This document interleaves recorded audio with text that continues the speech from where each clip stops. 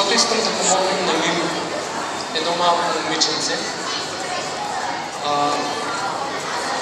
Мими се нуждае от преддиагностициране на неврологичното ѝ състояние в Израел и това е нашата кауза, за която сме се събрали.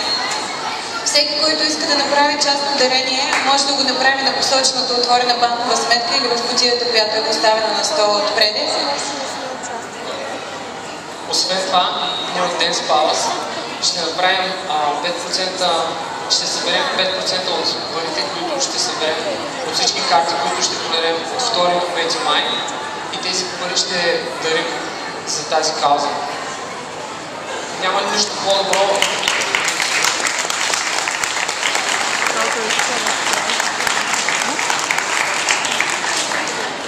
Няма нищо по-добро от това да дадем част от нас, от вас, което се занимаваме и което обичаме да правим за нещо добро.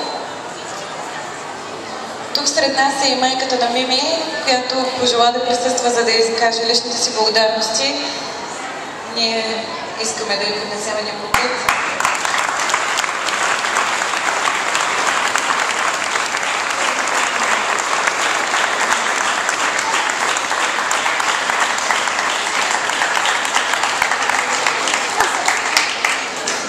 Надяваме се, че всеки ще хареса това, което сме подготвили за вас.